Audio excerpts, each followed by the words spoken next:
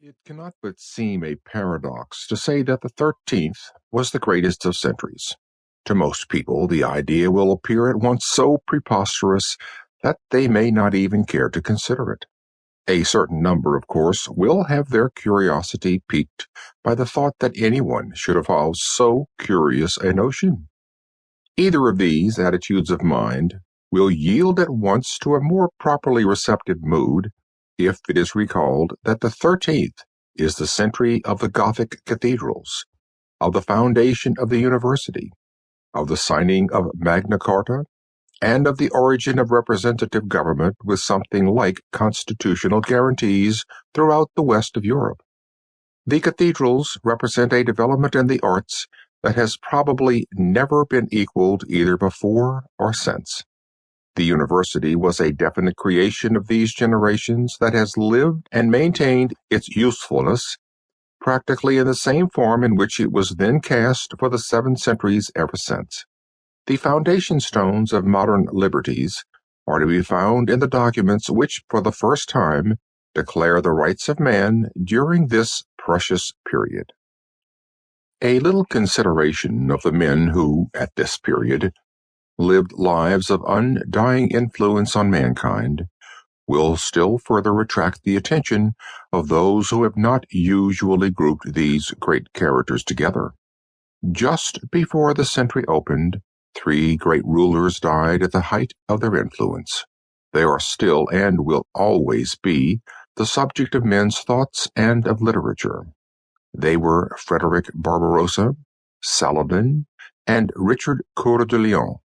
They formed but a suggestive prelude of what was to come in the following century, when such great monarchs as St. Louis of France, St. Ferdinand of Spain, Alfonso the Wise of Castile, Frederick II of Germany, Edward I, the English Justinian, Rudolph of Habsburg, whose descendants still ruled in Austria, and Robert Bruce occupied the thrones of Europe.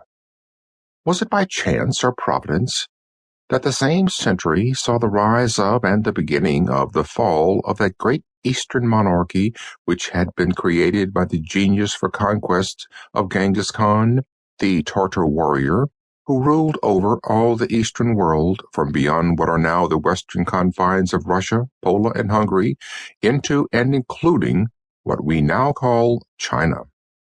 But the thrones of Europe and of Asia did not monopolize the great men of the time. The 13th century claims such wonderful churchmen as St. Francis and St. Dominic, while it has only the influence of St. Hugh of Lincoln, who died just as it began. It can be proud of St. Edmund of Canterbury, Stephen Langton, and Robert Grosseteste, all men whose place in history is due to what they did for their people, and such magnificent women as Queen Blanche of Castile, St. Clare of Assisi, and St. Elizabeth of Hungary.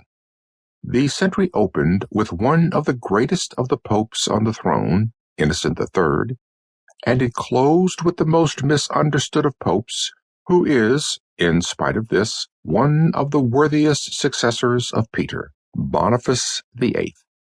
During the century, there had been such men as Honorius IV, the patron of learning, Gregory IX, to whom canon law owes so much, and John the 21st, who had been famous as a scientist before becoming pope. There are such scholars as St. Thomas of Aquin, Albertus Magnus, Roger Bacon, St. Bonaventure, Duns Scotus, Raymond Lully, Vincent of Beauvais, and Alexander of Hales, and such patrons of learning as Robert of Sorbonne and the founders of nearly 20 universities.